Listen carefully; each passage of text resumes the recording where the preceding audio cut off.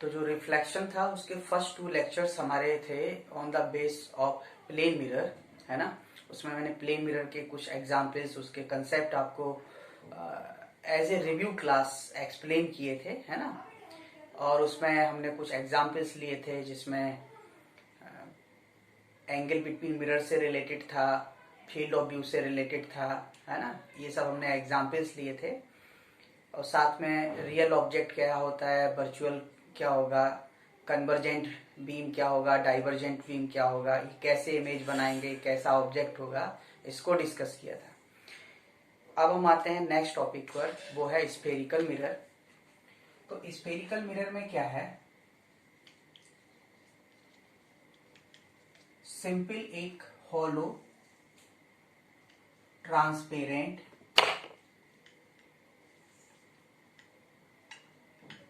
Sphere ले लिया या spherical shell, thin spherical shell लिया। अब इसको हमने कहीं कट किया, इसको कट किया तो जो हमारे पास पोर्शन मिलेगा वो होगा तो बाउल के जैसा शेप, है ना। तो अब इसमें हम 2 काम कर सकते हैं, या तो इसके इनर सरफेस को पॉलिश कर सकते हैं या फिर आउटर सरफेस को पॉलिश करेंगे।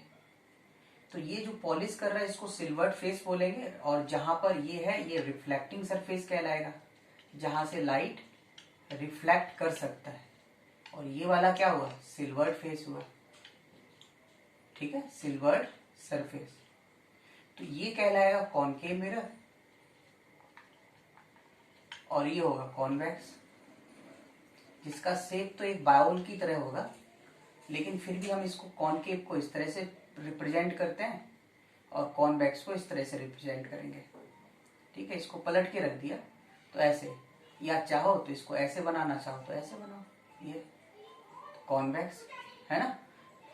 तो जब आउटर सरफेस कैसा होगा, सिल्वर्ड होगा, इनर सरफेस रिफ्लेक्टिंग होगा तो कॉनकेव, और आउटर सरफेस रिफ्लेक्टिव हो, इनर सरफेस सिल्वर्ड हो तो वो क्या होगा, कॉन्वेक्स होगा, है ना। तो इसमें एक तो सबसे पहले बात आती है centre of curvature and radius of curvature.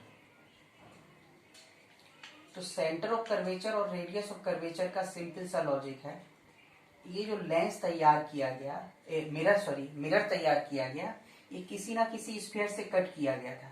तो जब हम जिस स्फीयर से इसको कट किए थे, यदि उस स्फीयर को कंप्लीट करें, उस स्फीयर को हम लोग क्या करें, कंप्लीट करें, चाहे वो कॉनकेव हो चाहे वो कॉन्वेक्स हो, ये है मान लो। तो जब हम इस स्फीयर को कंप्लीट करेंगे तो उस स्फीयर का कहीं ना कहीं सेंटर होगा, तो वो कहलाएगा सेंटर ऑफ कर्वेचर।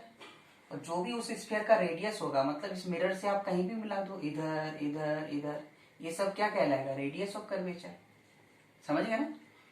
तो ये जो मिरर था, ये जिस स्फीयर से कट करके बनाया गया उसके सेंटर को हम सेंटर ऑफ कर्वेचर बोल देंगे, और जो उसका रेडियस होगा उसको हम लोग रेडियस ऑफ कर्वेचर बोल देंगे, ठीक है। अब इसके बाद आता है पोल। तो पोल बेसिकली क्या होगा, सेंटर ऑफ कर्वेचर के बाद आता है पोल। तो पोल बेसिकली होगा सेंटर ऑफ ज्योमेट्री, जो मिरर है उसका सेंटर ऑफ ज्योमेट्री।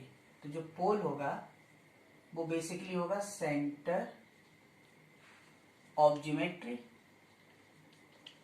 तो यदि हमारे पास ये मिरर है, ये कॉनकेव नेचर का हो गया और ये कॉन्वेक्स का हो गया, तो इसका सेंटर ऑफ ज्योमेट्री आप देखोगे तो ये दिख रहा है, तो इसको हम लोग क्या बोलेंगे, पोल बोलेंगे। तो ये पोल हो गया। फिर आता है प्रिंसिपल एक्सिस। तो प्रिंसिपल एक्सिस जो हो गया वो axis passes through pole and centre of curvature. तो फिर ये क्या होगा, तो ये पोल हो गया, ये सेंटर ऑफ कर्वेचर हो गया, तो इसको हम लोग क्या बोलेंगे, प्रिंसिपल एक्सिस, है ना। तो ये तो कुछ बेसिक डेफिनेशन थी जो उसको हमने आपको बोल के कंक्लूड कर दिया। अब जो लॉ ऑफ रिफ्लेक्शन हम लोगों ने स्टडी किए थे, वो लॉ ऑफ रिफ्लेक्शन ऐसा थोड़ी है कि प्लेन मिरर के लिए वैलिड है। वो तो जहां पर भी रिफ्लेक्शन होगा उन सब के लिए वैलिड है, एप्लीकेबल है। तो इसलिए अब हम लोग स्टार्ट इसमें करें। इसका जो फोकस होगा, है ना, मतलब इसका जो फोकस है उसका डेफिनेशन। तो व्हेन लाइट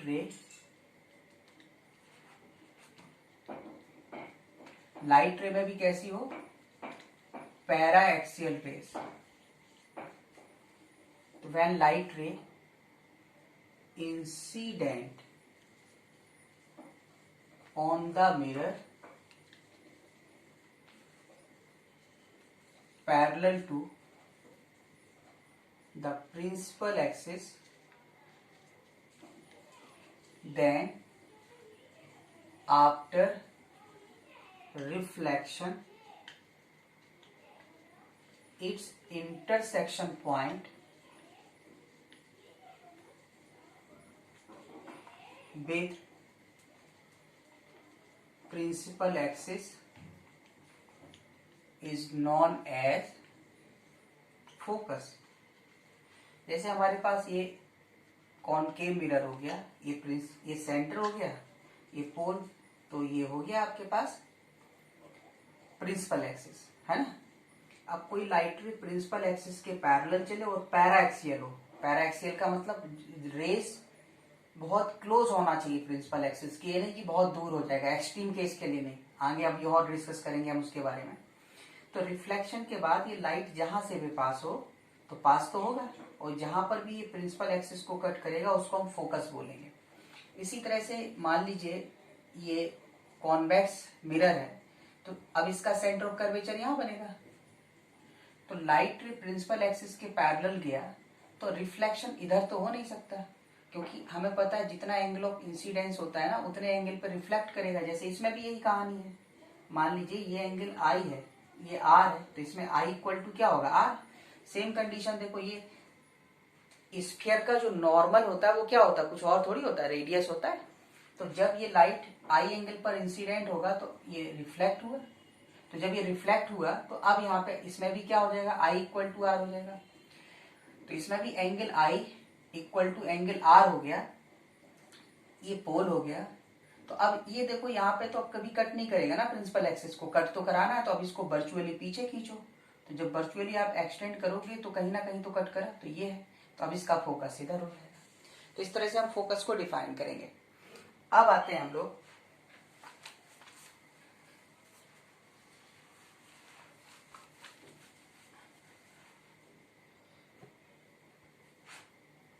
रिलेशन बिटवीन, पहले हम पैराएक्सियल रेस को और डिफाइन कर दें। Paraxial rays, light rays very close to the principal axis, which is very close to the principal axis is known as paraxial rays। जैसे हम compare करें, comparison में इसका मान लीजिए अपर्चर बड़ा, अपर्चर का मतलब जितना इसका लाइट जहां पे जितने एरिया में गिर सकता है। जैसे हमने बताया था ना ये बाउल जैसा शेप कटेगा, तो इसका इतने एरिया से लाइट पास हो सकता है, तो इसको हम लोग अपर्चर बोलेंगे। तो यदि एक लाइट इधर जा रहा है तो एक लाइट इधर जा रहा है, तो इसको हम लोग पैराएक्सियल रेज बोलेंगे, इसको नहीं बोलेंगे, दूर हो गया, है ना, क्योंकि ये थ्योरी जितनी है वो पैराएक्सियल रेज के लिए है। इसी तरह से ये मिरर होता है, कैसे भी है, मतलब कॉनकेव हो कॉन्वेक्स हो, आप ऐसे ही ले लीजिए। ये है कॉनकेव और कॉन्वेक्स, जो भी आपने लेना है, ऐसा नहीं कि पैरेलल ही होना चाहिए। लाइट ये सेंटर है, मान लो कोई लाइट ऐसे जा रहा है, एक ऐसे गिर रहा है, तो ये जो प्रिंसिपल एक्सिस के पास, ऐसा नहीं कि पैरेलल ही हो, कैसे भी हो। पैराएक्सियल रेस का मतलब very close to the principal axis, और जब पैरेलल बोलेंगे तो पैरेलल लेना है। तो ये जो होगा वो क्या होगा, ये जो हम लोग यहाँ पे कह रहे हैं, तो इसको पैराएक्सियल रेस बोलेंगे। इसको नहीं भूलेंगे, है ना, ये पैराक्सियल रेज हो जाएगा। तो अब हम लोग इसमें पहले फाइंड आउट करें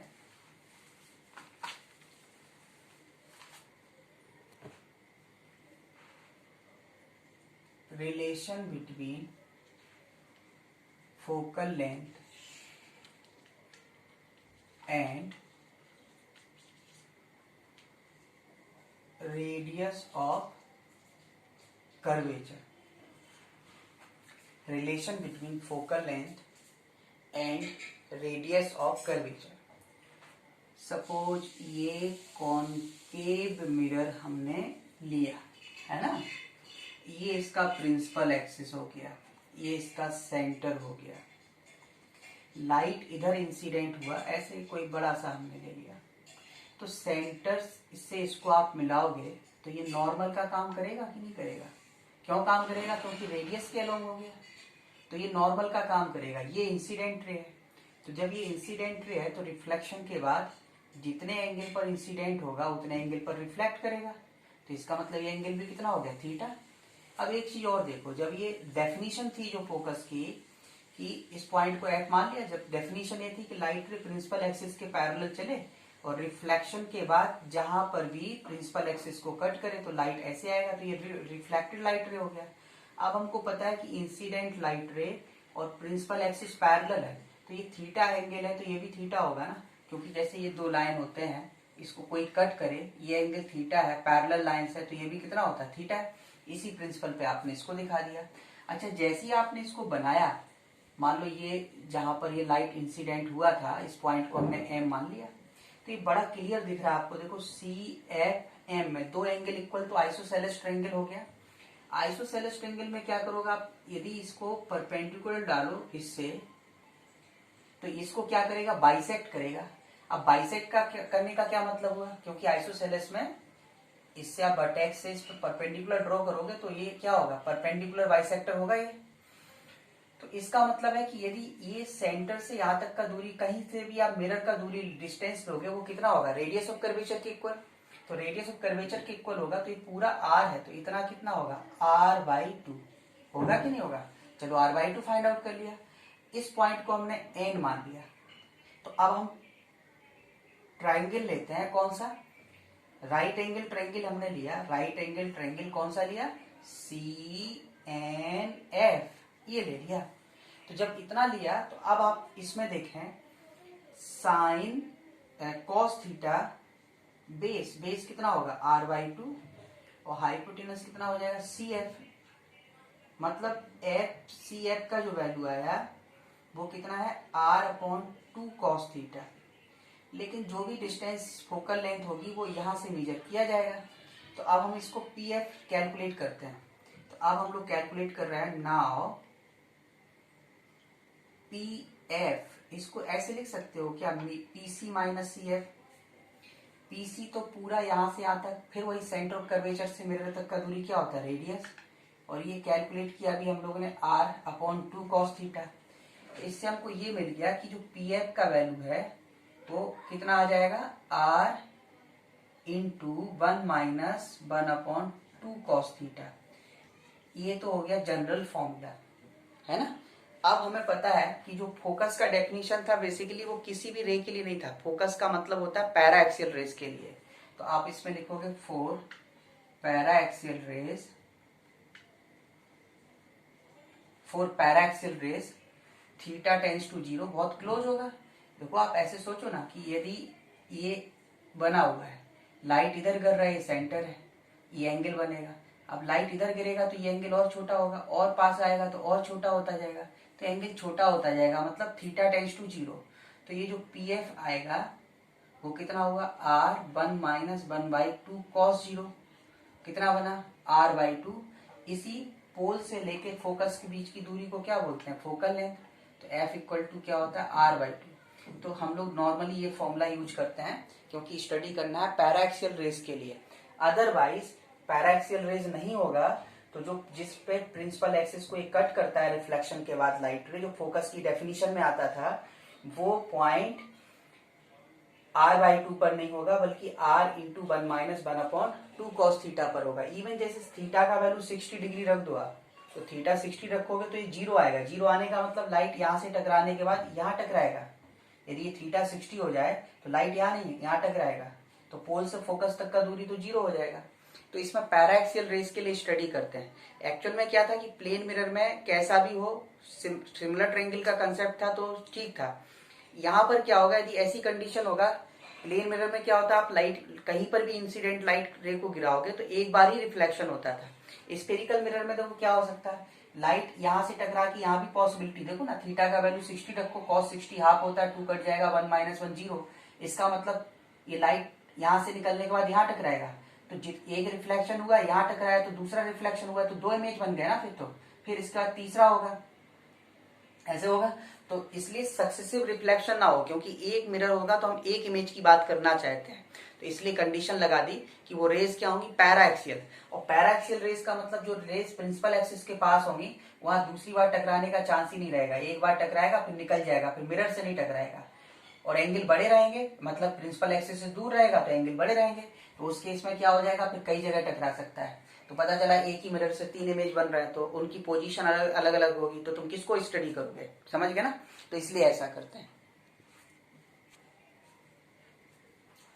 अब आते हैं हम लोग साइन कन्वेंशन। ये जो साइन कन्वेंशन है ये पूरे ज्योमेट्रिकल ऑप्टिक्स में चलेगा, बस ऑप्टिकल इंस्ट्रूमेंट को छोड़ दें तो बाकी हर जगह ये चलेगा, अप्लाई होगा। तो यहाँ पर साइन कन्वेंशन हमारे लिए बहुत जरूरी है। तो इसमें सबसे पहले तो आपको क्या करना, जो पोल है, ये पोल या फिर ऑप्टिकल सेंटर, तो बेसिकली जो पोल होगा ये मिरर में काम आएगा, ऑप्टिकल सेंटर जो होगा वो लेंसेज में काम आएगा। तो पोल और optical centre taken as origin, ये मान लेना है ना। फिर क्या करना है, distance, all distances measure with respect to all distances measure with respect to pole, और ऑप्टिकल सेंटर इसी के रिस्पेक्ट में आपको लेना है, ठीक है ना। पोल और ऑप्टिकल सेंटर के रिस्पेक्ट में स्टडी करेंगे। अब क्या याद रखना है आपको, लाइट रे एनी डिस्टेंसेस मेजर, ठीक है, इन द डायरेक्शन ऑफ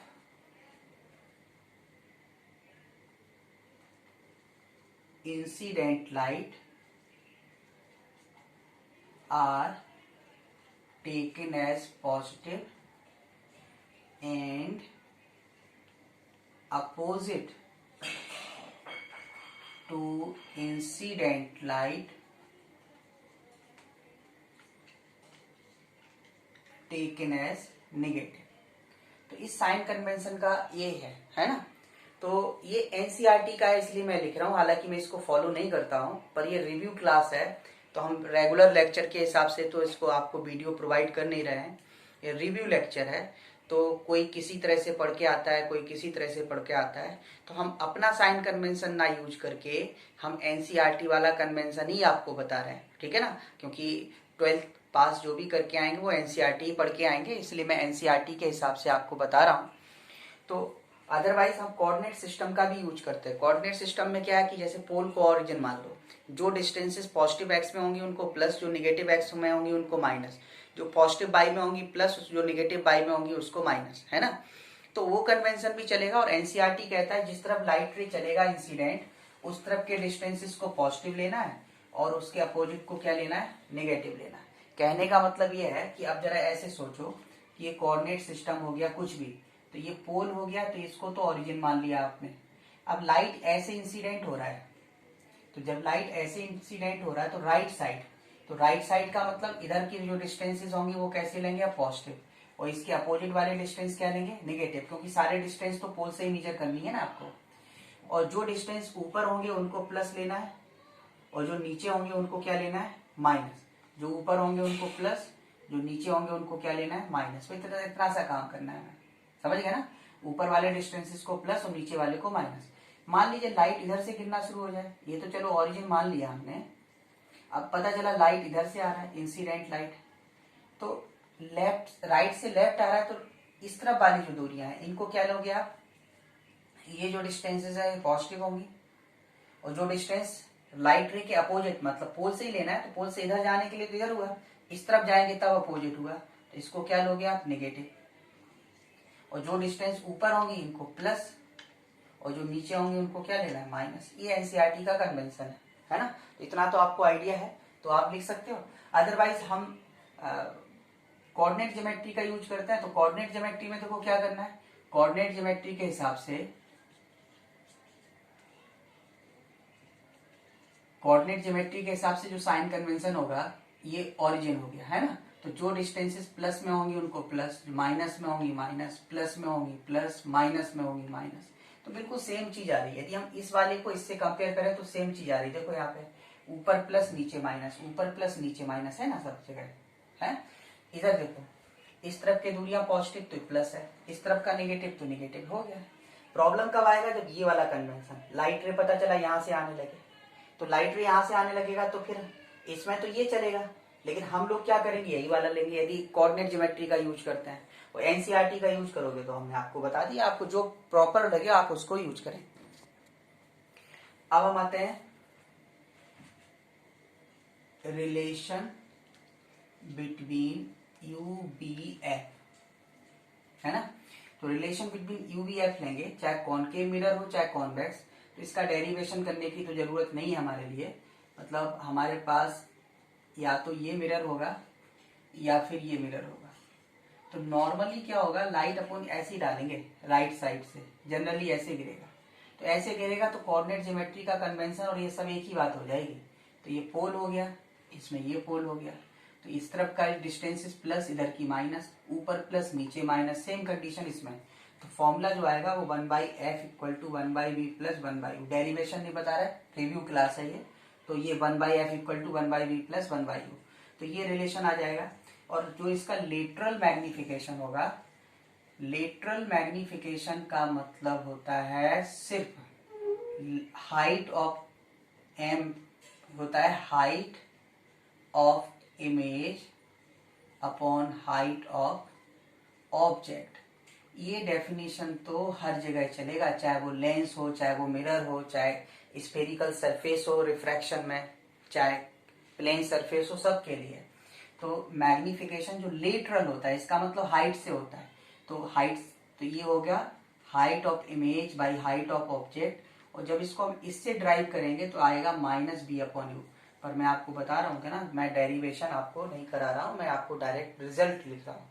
पर इसका मीनिंग क्या है, इसका मीनिंग ये है कि मान लीजिए ये मिरर है, ये पता चला ऑब्जेक्ट है, तो ये हाइट ऑफ ऑब्जेक्ट हो गया, इमेज नीचे बना तो हाइट ऑफ इमेज हो गया, है ना।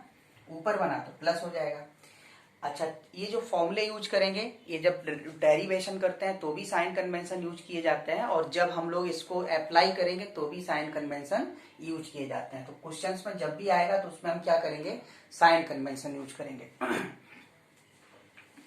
अब जब हम इससे इमेज बनाते हैं तो इसमें कुछ रे डायग्राम की जरूरत पड़ती है, तो उसको हम सीधे लिख रहे हैं। क्या, देखें जरा, जैसे, अच्छा ये सारे पैरा एक्सियल रेज के लिए बेटा।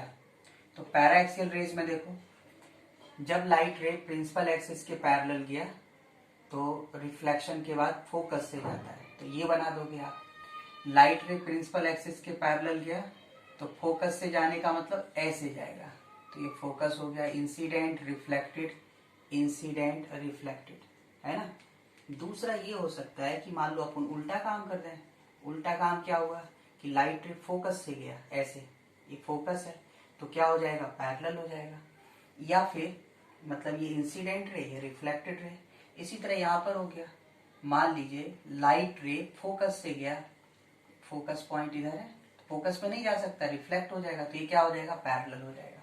ठीक है। तीसरा पॉइंट और देखो, तीसरा पॉइंट ये है कि लाइट रे कोई भी सेंटर ऑफ कर्वेचर से पास हो।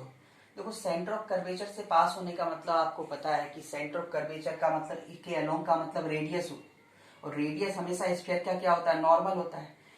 तो जब लाइट रे नॉर्मल के अलोंग चलने का मतलब हुआ इंसिडेंट एंगल जीरो, तो एंगल ऑफ रिफ्लेक्शन भी जीरो आएगा। तो लाइट जैसे जाएगा वैसे ही क्या होगा वापस, यदि इंसिडेंट हुआ तो यहाँ क्या होगा, रिफ्लेक्टेड। सेम कंडीशन इसके लिए हो जाएगा।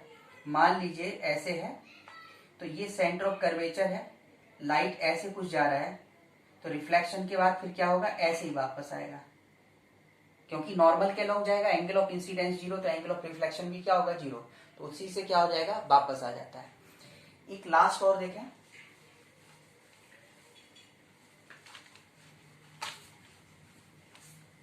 लास्ट ये है कि लाइट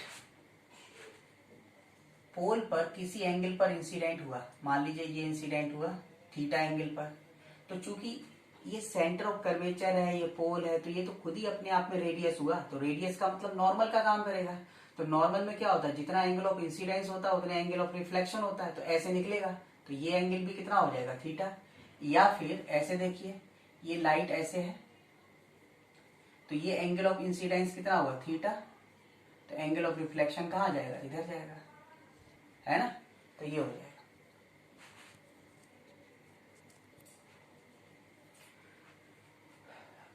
वेलोसिटी ऑफ इमेज, जैसे प्लेन मिरर के लिए स्टडी किया था वैसे जरा इसको और देखें हम, फिर इसके बाद एग्जाम्पल लेंगे, है ना। तो वेलोसिटी थ्योरी पार्ट पहले, इसके बाद एग्जाम्पल्स देखते हैं। तो वेलोसिटी ऑफ इमेज देखें, इमेज में क्या है, कॉनकेव मिरर होगा या कॉन्वेक्स होगा, उसके हिसाब से फोकल लेंथ एडजस्ट करोगे, अब बाकी तरीका है क्वेश्चंस में देखेंगे। तो पहला केस हम लोग लेते हैं, case first, object is moving along principal axis. तो जब प्रिंसिपल एक्सिस के अलोंग कोई ऑब्जेक्ट चल रहा था, ये वेलोसिटी ऑफ ऑब्जेक्ट, मान लो एक्स डायरेक्शन में, तो ऐसे लिखोगे। तो इसमें क्या होता है कि जो हम फॉर्मूला लेते हैं ना, 1/f equal to 1/v plus 1/u, लेकिन वेलोसिटी और इसमें कंफ्यूजन रहेगा कि वेलोसिटी है डिस्टेंस, इसलिए इसको लिख दे रहे हैं हम xi, मतलब डिस्टेंस ऑफ इमेज, ये क्या हो गया, डिस्टेंस ऑफ ऑब्जेक्ट। तो इसी तरह से मैग्निफिकेशन जो होगा लेटरल क्या होता है, height of image by height of object, and minus b upon you, मतलब xi अपॉन xo। तो अब हम इसको क्या करेंगे, dy/dt कर देंगे, दोनों साइड डिफ्रेंशिएट करें, 1/f dy/dt of 1/xi plus dy/dt of 1/x। तो हम जब इसको डिफ्रेंशिएट कर रहे हैं तो देखो यहाँ पे क्या आएगा, इसके चलने से फोकल लेंथ पे थोड़ी फर्क पड़ेगा, तो वो तो जीरो हो गया।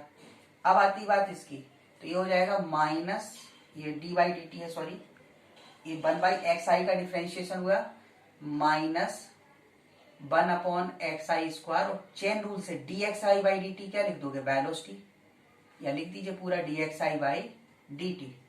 फिर इसी तरह इसको डिफ्रेंशिएट करो तो माइनस 1/xo स्क्वायर, और ये बन जाएगा dxo/dt। वेलोसिटी ऑफ इमेज चाहिए, इसको यहाँ ले आओ, तो minus 1/xi square velocity of image in the x direction, एक प्लस बन गया, तो ये वाला माइनस रहेगा, 1/xo square velocity of object, इसको वहां ले जाओ, तो bix equal to minus xi upon xo का होल स्क्वायर box। तो इमेज का जो वेलोसिटी है माइनस, इसमें माइनस अंदर भी कर दोगे तो कोई फर्क नहीं पड़ेगा ना, क्योंकि परफेक्ट स्क्वायर दिख रहा है तो हमें, तो ये स्क्वायर हुआ, और velocity of object xi upon minus xi upon xo कितना है, मैग्निफिकेशन के, तो velocity of image in the x direction क्या बन जाएगा, m स्क्वायर box। तो ये बन जाएगा, ठीक है ना। इसी तरह से हम इसका केस सेकंड देखें, तो एलोंग के लिए हम ये डायरेक्ट फॉर्मूला यूज कर सकते हैं, जिसमें m है lateral magnification minus m square box, ठीक है ना। अब इसी में केस सेकंड और एक बार लेते हैं, और वो केस सेकंड है कि if object is moving perpendicular to the principal axis. तो case second, if object is moving perpendicular to the principal axis, तो ये प्रिंसिपल एक्सिस के परपेंडिकुलर इसको पास करेगा, तो ये ऐसे होगा, तो बी ओ बाई हो गया। तो इसमें अब मैग्निफिकेशन आप लिखोगे तो height of image by height of object. Magnification इसके परपेंडिकुलर चलने से कांस्टेंट होगा, क्योंकि v नहीं u नहीं बदलेगा तो v नहीं बदलेगा, क्योंकि f तो बदलना नहीं है। तो इससे h i equal to m h, वो डिफ्रेंशिएट करो तो d by d t of, perpendicular चल रहा है तो हाइट बदलेगा, तो d by d t of h i equal to m d by d t of h o. तो इससे velocity of image in the y direction m velocity of object in the y direction. अब पता चले इसी तरह से case third हम यहाँ पे देखें, किसी जनरल एंगल पे चल रहा हो ये, तो जब किसी जनरल एंगल पे चल रहा हो तो उस केस में फिर क्या करना है। केस थर्ड, मान लीजिए ये किसी एंगल पे चले, तो केस थर्ड हम लोग लेते हैं, जैसे ये मिरर है, कॉनकेव कॉन्वेक्स जो भी बनाना है इस तरह से चले, तो ऑब्जेक्ट चल रहा है तो इसको हम दो पार्ट में तोड़ लेंगे ना, ओ एक्स और ओ वाई।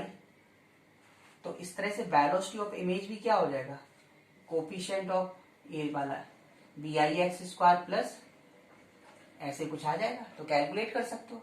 मान लीजिए for example v i x इधर आया, जरूरी नहीं है जैसे मैं बना रहा हूँ वैसे हो सकता है इधर हो सकता है इधर हो, ऐसे कुछ आ गया तो रिजल्टेंट आप ऐसे ही तो निकालोगे, तो ये वेलोसिटी ऑफ इमेज हो गया।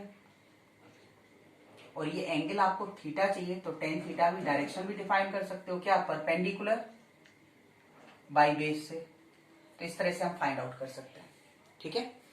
अब इसमें एक स्पेशल केस आप देखिए, और वो स्पेशल केस क्या है कि जब ऑब्जेक्ट बहुत छोटा हो, ठीक है ना, ऑब्जेक्ट क्या है बहुत स्मॉल हो, तो इसमें अब आपको याद ये रखना है फॉर, जैसे आपको लॉन्गिट्यूडनल मैग्निफिकेशन डिफाइन करना है,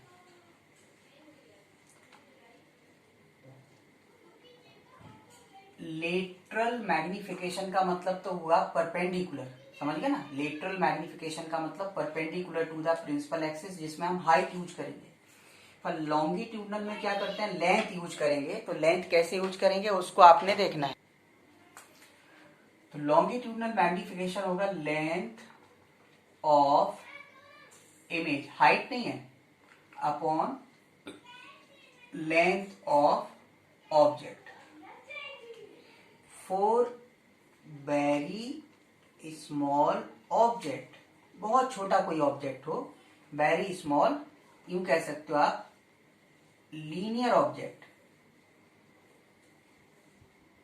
तो for very small linear object जो मैग्निफिकेशन होगा, जैसे अपन ने लिखा था, तो for very small linear object since velocity of image, जैसे मान लीजिए ये ऑब्जेक्ट है बहुत छोटा सा है, ऐसे रख दिया हमने, बहुत स्मॉल है, तो इसका इमेज कहीं तो बनेगा, रियल बने वर्चुअल बने, उस तरफ बने इस तरफ बने इधर बने कहीं तो बनेगा।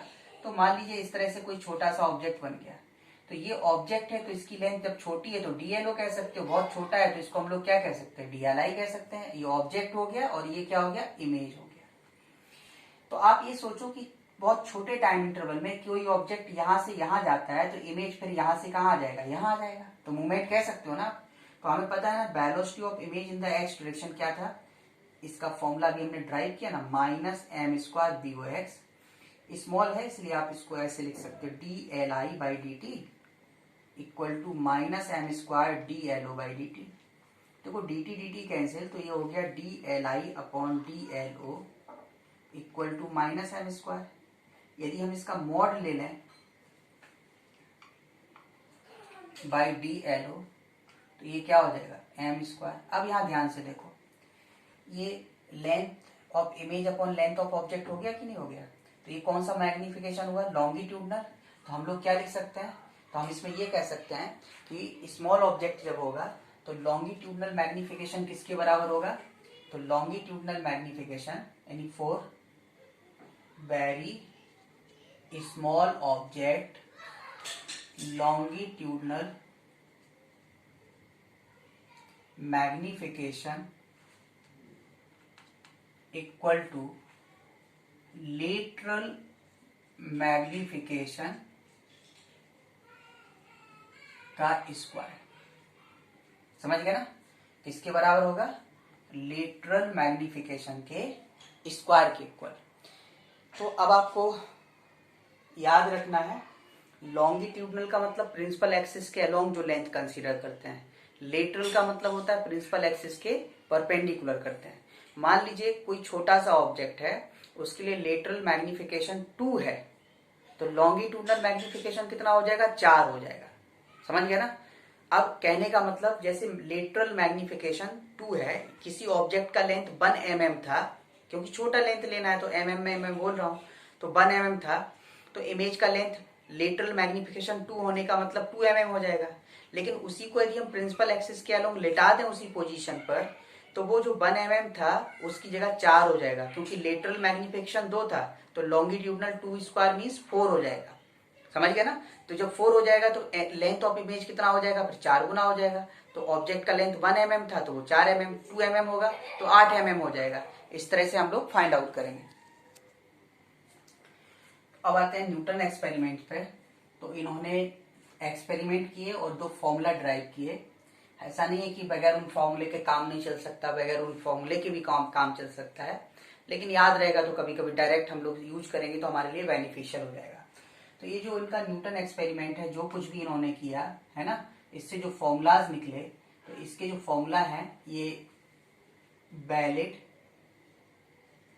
Only for real object and real image.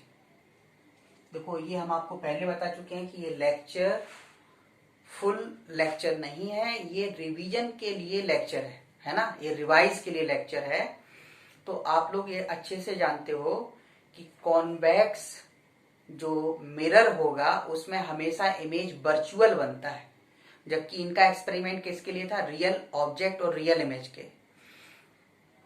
Concave mirror में ऑब्जेक्ट कहीं रखा होगा, रियल ऑब्जेक्ट होगा, तो इमेज रियल भी बन सकता है, वर्चुअल भी बन सकता है। जब ऑब्जेक्ट इनफाइनाइट और फोकस के बीच होता है तो इमेज रियल बनेगा, और जैसे ही ऑब्जेक्ट फोकस और पोल के अंदर जाएगा वर्चुअल बन जाएगा। तो जब वर्चुअल बनेगा तब के लिए नहीं है, ये सिर्फ है रियल ऑब्जेक्ट और रियल इमेज के लिए। मतलब ऑब्जेक्ट को हमें कहाँ रखना पड़ेगा, फोकस के बियॉन्ड और इनफाइनाइट तक, फोकस और इनफाइनाइट के बीच रखना पड़ेगा, तभी के लिए वैलिड है, अदरवाइज ये फॉर्मूला वैलिड नहीं होगा। और कॉन्वेक्स में तो पॉसिबिलिटी ही नहीं है कोई, है ना। कॉन्वेक्स में हमेशा क्या बनना है, वर्चुअल बनता है, और पोल और फोकस के बीच। समझ गए ना। बाकी तो अभी हम ग्राफ प्लॉट करके बताएंगे, तो उसमें आपको एक्सप्लेनेशन इसका मिल जाएगा। लेकिन मैं बता रहा हूं कि ये रिवीजन के लिए वीडियो लेक्चर्स है, तो इसलिए आपको पुराना जो कुछ भी पढ़ा है उसको रिलेट करना है। तो valid only for real object and real image, तो हम क्लियरली कह सकते हैं किसके लिए होगा, that is for concave mirror only, सिर्फ किसके लिए, कॉनकेव के लिए।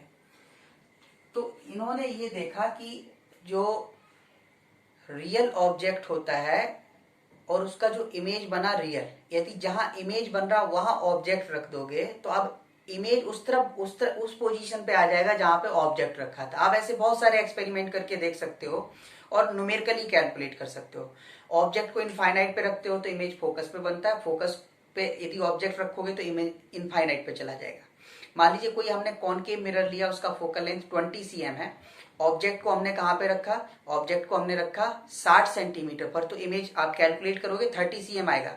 लेकिन यदि हम उसी ऑब्जेक्ट को 30 cm पे रखेंगे तो इमेज अब 60 पे बन जाएगा। समझ गए ना।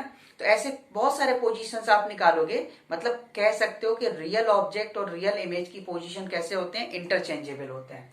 तो valid only for real object and real image. तो पहला इन्होंने ये कहा कि position of real object and real image will be interchangeable। कैसे होते हैं, इंटरचेंजेबल होते हैं। तो इंटरचेंजेबल में क्या होता है कि and geometrical mean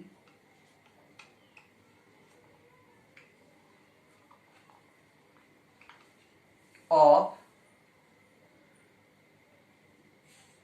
images in these two position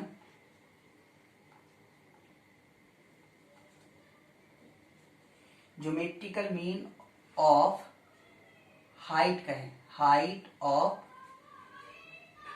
images in these two position will be same as height of object. इनका कहने का मतलब ये था कि जैसे आप ऐसे सोचो कि ये मिरर है, ये मिरर है, ऑब्जेक्ट यहां रखा, इमेज पता चला यहां बना I1। अब इमेज की जगह जहां पे इमेज था वहां ऑब्जेक्ट रखा, तो ऑब्जेक्ट का लेंथ थोड़ी बदलेगा, ऑब्जेक्ट तो जितना बड़ा था उतना ही बनेगा, इमेज का लेंथ छोटा बड़ा हो सकता है। तो कहता है कि इमेज अब उस तरफ शिफ्ट हो जाएगा जहां पे ऑब्जेक्ट रखा हुआ था, है ना। तो ऑब्जेक्ट कहाँ रखा हुआ था, यहाँ पर, तो इमेज बड़ा बन जाएगा। तो फिगर थोड़ा सा हम इसको चेंज करना पड़ेगा बेटा। फिगर में ऐसा करें कि आप ऐसे, इसको हम यहाँ बना रहे हैं, जस्ट ऐसे सोचो। अब ये कह रहा है कि जहां पे इमेज था, यदि हम वहां पे ऑब्जेक्ट लेके चले जाएं ये, तो अब इमेज उस तरफ बनेगा, उस जगह बनेगा जहां पर अब पहले से बड़ा बन जाएगा। तो इन्होंने ये कहा कि ऑब्जेक्ट का जो लेंथ है वो इन इमेजेस का ज्योमेट्रिकल मीन है। ज्योमेट्रिकल मीन का मतलब है मल्टीप्लाई करके स्क्वायर रूट लेना, उसको क्या बोलते हैं, ज्योमेट्रिकल मीन। ए और बी हो तो उसका प्रोडक्ट करके स्क्वायर रूट लेने को हम ज्योमेट्रिकल मीन कहते हैं। और ये रियल ऑब्जेक्ट और इमेज की पोजीशन क्या होता है, इंटरचेंजेबल। देखो ऑब्जेक्ट इधर था तो इमेज इधर बना, अब इमेज जहां रखा था उस पॉइंट पे हम ऑब्जेक्ट लेके चले गए तो इमेज वहां बनेगा जहां ऑब्जेक्ट रखा था। ऑब्जेक्ट की लेंथ तो वही रहेगी, इमेज की लेंथ बदलेगी। पहले I1 छोटा था तो अभी क्या हो जाएगा, बड़ा हो जाएगा, और पहले बड़ा रहा होगा तो अब क्या हो जाएगा, छोटा, जिससे ज्योमेट्रिकल मीन ये रहे। तो ये फर्स्ट, इसका डेरिवेशन है, लेकिन हम तो आपको स्टेटमेंट अकेले लिख रहे हैं यहाँ पे। सेकेंड देखो, सेकेंड इन्होंने कहा कि जो रियल है, दोनों किसके लिए, रियल ऑब्जेक्ट और रियल इमेज के लिए। तो सेकेंड है कि जब ऑब्जेक्ट और इमेज की दूरी हम पोल के बजाय फोकस से मेजरमेंट करना शुरू करें, if distances of real object and real image measure from focus rather than pole, then geometrical mean, फिर वही geometrical mean of these distances will be equal to focal length of mirror। कहने का मतलब जैसे ये पहला चीज तो रियल ऑब्जेक्ट रियल इमेज के लिए है, तो कॉनकेव मिरर होगा। मान लेते हैं कि ये ऑब्जेक्ट है, ये इमेज बना, या ऐसे कह लीजिए ऑब्जेक्ट है, ये क्या बना, इमेज, फोकस इधर है कहीं। कह रहा कि ये डिस्टेंसेस को यदि हम ऑब्जेक्ट का डिस्टेंस और इमेज का डिस्टेंस पोल की बजाय फोकस से मेजरमेंट करना शुरू करें, तो जो इसका फोकल लेंथ होगा वो इन डिस्टेंसेस का प्रोडक्ट का स्क्वायर रूट होगा। ये दो फॉर्मूले हैं, तो आप डायरेक्ट यूज कर सकते हो। ड्राइव करना है तो 1/f equal to 1/v plus 1/u formula apply करना। u का वैल्यू लिखोगे आप xo प्लस f, क्योंकि ये फोकल लेंथ होती है, और v का वैल्यू लिखोगे xi प्लस f, और f है, वैल्यू रखोगे आप, साइन कन्वेंशन का यूज कर लेना। फाइनली कैलकुलेशन के बाद इतना आ जाएगा। अच्छा, इसको उससे मत रिलेट करना कि जो हमने अभी वेलोसिटी बताया था, वेलोसिटी में 1/f equal to 1/v plus 1/u को 1/xi प्लस 1/xo लिखा था, वो पोल से डिस्टेंस थी, वो तो हमने बी और यू कंफ्यूजन लग रहा है इसलिए हमने रिलेट किया था, लेकिन यहाँ तो हम क्लियरली बोल रहे हैं एक्साई डिस्टेंस कहाँ से है, फोकस से है, पोल से नहीं। उस डेरिवेशन में पोल से था, यहाँ पर कहाँ से, फोकस से। तो इसका ज्योमेट्रिकल मीन इतना होगा। अब हम लोग यूवी ग्राफ देखें फॉर कॉनकेव मिरर के लिए। तो जब ये इनफाइनाइट पर ऑब्जेक्ट होगा तो इमेज फोकस पे बनेगा। आप इनफाइनाइट के से सेंटर की तरफ जब आएंगे तो जो इसका इमेज होता है वो फोकस से सेंटर की तरफ आता है। इनफाइनाइट से सेंटर की तरफ आओगे, इमेज फोकस से सेंटर की तरफ आएगा, छोटा होगा, इन्वर्टेड होगा, रियल होगा। इस तरफ तो लाइट आ सकता है, जहां लाइट पहुंचेगा वहां पे इमेज कैसा हो जाएगा, इन्वर्टेड, मतलब रियल बनेगा। जैसे ही आप सेंटर पे आओगे तो इसका इमेज सेंटर पे ही बनेगा, बराबर साइज का बनेगा, इक्वल साइज का, है ना। अब आप सेंटर से फोकस की तरफ जाओगे तो इमेज सेंटर से बियॉन्ड जाएगा, इंफिनिटी की तरफ, इमेज बड़ा हो जाएगा। जब तक ऑब्जेक्ट इधर था तो इमेज इसके बीच बन रहा था, छोटा बन रहा था, सेंटर पे बराबर बनेगा। और जैसे ही आप सेंटर से फोकस की तरफ जाओगे इमेज इनफाइनाइट की तरफ जाएगा और बड़ा होता जाएगा साइज में। और जैसे ही आप फोकस से पोल पर आ जाओगे, फोकस से पोल की तरफ आओगे, तो उस केस में जो इमेज बनेगा वो वर्चुअल बनना शुरू हो जाएगा। तो पहले तो हम रियल ऑब्जेक्ट की बात करें तो रियल ऑब्जेक्ट में हम कहां से कहां रख सकते हैं, यहां से यहां तक। और रियल ऑब्जेक्ट यदि तुम इस तरफ रखोगे तो ये पॉलिश सरफेस के पीछे रियल ऑब्जेक्ट से कभी इमेज नहीं बनेगा। वर्चुअल होगा तो अलग बात है। अब वर्चुअल रियल का क्या मतलब, वर्चुअल इमेज तो इमेज बना सकता है इसका, कैसे, वर्चुअल ऑब्जेक्ट होगा तो इमेज बना सकता है, पर वो कैसे बनाएगा, वो किसी और का इमेज होगा, वो इसके लिए ऑब्जेक्ट का काम करेगी, तब पॉसिबल है। तो यहां पर, यहां देखें, जब ऑब्जेक्ट कहां पर था, ऑब्जेक्ट जब इनफाइनाइट पर था तो इमेज फोकस पे बन रहा था। जब आप, हमने बताया सेंटर पे आने का मतलब फोकस का डबल होता है, 2f पर आ गया। तो ये जो इमेज होगा, देखो यहाँ पर ऑब्जेक्ट इधर का मतलब इसके रिस्पेक्ट में ये डिस्टेंस नेगेटिव, इस तरफ की दूरी नेगेटिव होगी, इस तरफ प्लस होगी, और इमेज भी इस तरफ बन रहा तो ये भी negative, means u negative v negative. तो ये कौन सा क्वाड्रेंट हुआ, तो ये तो थर्ड क्वाड्रेंट हुआ, तो फर्स्ट सेकंड थर्ड इसमें होगा। तो जब आप इनफाइनाइट पे थे तो इमेज बन रहा था फोकस पे, तो इसलिए ये बनाए। तो ये ग्राफ ऐसे चलेगा कुछ इस तरह से, यहाँ 2f का 2f पे बनेगा, ग्राफ ऐसे हो जाएगा। और फिर जब आप ऐसे चलने लगोगे तो जब आप यहाँ पर फोकस के पास जाओगे तो इमेज कहाँ शिफ्ट हो जाएगा, इनफाइनाइट। अब इसके पास स्पेस नहीं हमारे पास, लेकिन हम कह रहे हैं कि ये कहाँ चला जाएगा, ऐसे इनफाइनाइट की तरफ जाएगा। और जैसे ही आप फोकस के थोड़ा ही अंतर इंटर करोगे तुरंत इमेज बन जाएगा वर्चुअल। वर्चुअल कहाँ बनेगा, इधर, इधर का मतलब v कैसा हो गया, इमेज का डिस्टेंस, इस तरफ की दूरी क्या होती है, पोल के रिस्पेक्ट में इस तरफ का डिस्टेंस पॉजिटिव लेना, तो इट विल बिकम पॉजिटिव। तो u negative and v positive, तो इसलिए ग्राफ अब ऐसे चलेगा, यहां से ऐसे चला और इस तरह से आया, पोल पर आ जाएंगे तो पोल पर। अब इमेज ऑब्जेक्ट यदि वर्चुअल हुआ तो फिर वर्चुअल हो, तो अब इसके बाद जो इमेज चलेगा तो इस तरह से आ जाएगा, ऐसे इनफाइनाइट पे ऐसे।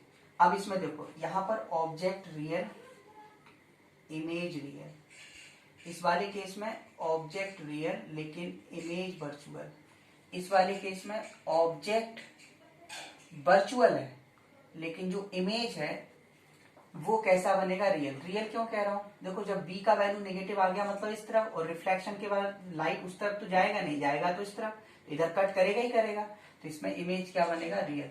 कभी कभी ऐसे क्वेश्चन आ जाता है। वैसे रियल ऑब्जेक्ट के लिए इस वाले पोर्शन से तुमको कोई मतलब नहीं, तुमको सिर्फ क्या देखना है, ये वाला पार्ट और ये वाला पार्ट। तो ये क्या हो गया, UV graph for concave mirror, ठीक है ना, UV graph for concave mirror. अब इसका एक और ग्राफ देखते हैं, लेकिन ग्राफ उसी के लिए, कॉनकेव मिरर के लिए ही है ना। लेकिन कॉनकेव मिरर का फोकल लेंथ क्या लेते हैं, नेगेटिव होता है, क्योंकि कर्वेचर इस तरफ है। तो अब हम ग्राफ बनाते हैं 1/u और 1/v का, ub का ना बना के 1/u और 1/v का। पिछला ग्राफ था u और v का, तो हमें पता है कि इसमें formula 1/ev plus 1/u equal to 1/f, पर फोकल लेंथ निगेटिव होता है तो इसलिए इसको आप क्या लिखोगे, -f लिखना पड़ेगा। फोकल लेंथ कैसा है, नेगेटिव, तो ये फॉर्मूला है पर -f लिखा। अब इसको यहाँ डिवाइड करो तो 1/v को हम कहाँ ले रहे हैं, y एक्सिस पर, plus x axis minus 1/f, तो इसको हम ऐसे लिखें x upon -1/f, y upon -1/f।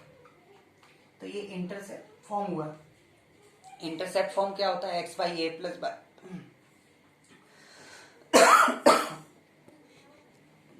तो इंटरसेप्ट फॉर्म में क्या होता है, x/a plus y upon v1। तो intercept on the x axis negative है तो इसलिए यहाँ आएगा।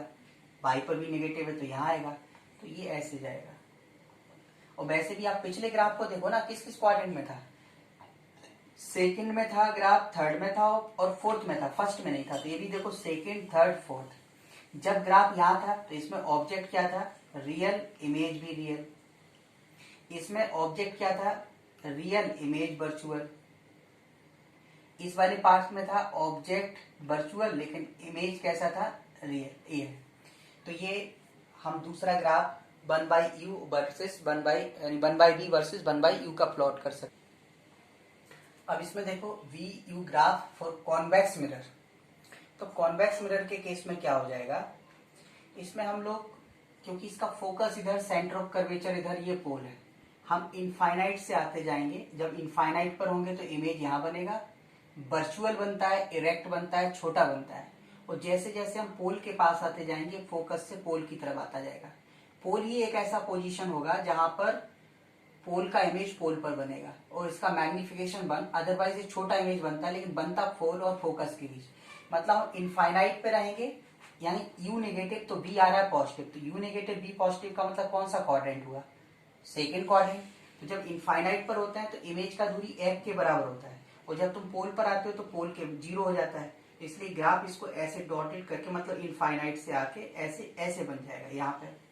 अब जैसे ही हम क्या करें, आप डाटा रख के कैलकुलेट करोगे, तो जैसे हम अब इस तरफ जाने लगे तो रियल ऑब्जेक्ट इधर नहीं हो सकता। यहाँ पर तो जो भी ऑब्जेक्ट होगा वर्चुअल, क्योंकि रियल रखने का मतलब लाइट उससे रिफ्लेक्टिंग सरफेस पे गिरेगा नहीं। वर्चुअल ऑब्जेक्ट का तो ये मतलब वो किसी और का इमेज होगा, वो इसके लिए वर्चुअल का काम करेगा। तो इस वाले केस में तो बड़ा क्लियर हो गया कि ऑब्जेक्ट तो है रियल और इमेज है वर्चुअल। अब इसकी बात आएगी, तो जैसे आप पोल से फोकस की तरफ जाओगे, ये इमेज इनफाइनाइट की तरफ जाएगा, तो ये ऐसे बनेगा। अब ऐसे बनने का मतलब क्या हुआ, इस वाले पोर्शन में देखो जरा, इसमें आप देखोगे तो U पॉजिटिव, तो यहाँ ऑब्जेक्ट रियल नहीं रख सकते, वर्चुअल ही रख सकते हैं, इसलिए ऑब्जेक्ट तो हो गया वर्चुअल। लेकिन B नेगेटिव आने का मतलब लाइट इधर, तो रिफ्लेक्शन के बाद तो अल्टीमेटली लाइट इधर ही आना है, तो इसलिए जो इमेज बनेगा वो होगा रियल। अब हम फोकस से इधर चलें, तो जैसे ही हम फोकस के पहले थे तो ये कंडीशन, जैसे ही फोकस के ऊपर जाएंगे तो तुरंत इमेज ऐसे आ जाएगा और 2f का 2f पर बनेगा और यहाँ पर इस तरह से चला जाएगा इनफाइनाइट पर। तो इस वाले केस में क्या होगा, ऑब्जेक्ट तो वर्चुअल है ही और इमेज भी इसी तरफ बन रहा है, तो इमेज भी कैसा होगा, वर्चुअल। यदि तुम इसको ध्यान से देखो ना, तो जो हमने कॉनकेव मिरर के लिए ग्राफ प्लॉट किया था, ये ठीक उसका उल्टा हो गया। ठीक उल्टा होने का क्या मतलब हुआ, देखो यहाँ पे क्वाड्रेंट में उल्टा है, क्वाड्रेंट में उल्टा। तो जो वहां पर आप देखना कि जो क्वाड्रेंट कैसे हो गया, फर्स्ट का चला गया थर्ड में, थर्ड का फर्स्ट में, सेकंड का फोर्थ में, फोर्थ का सेकंड में, ये क्वाड्रेंट इन्वर्जन होता है। तो वहां पर जो थर्ड क्वाड्रेंट का पार्ट था, बिल्कुल थर्ड का ज्यों का त्यों उठ के कहां चला गया, फर्स्ट में। थर्ड का उल्टा क्या हो गया, फर्स्ट। जो सेकंड का पार्ट था, सेकंड वाला पार्ट ऐसे था ना, ऐसे बन रहा था उसमें, वो सेकंड वाला पार्ट कहां चला गया, फोर्थ में। देखो ये ऐसे जा रहा है, ये ऐसे जा रहा है, बिल्कुल उल्टा हो गया।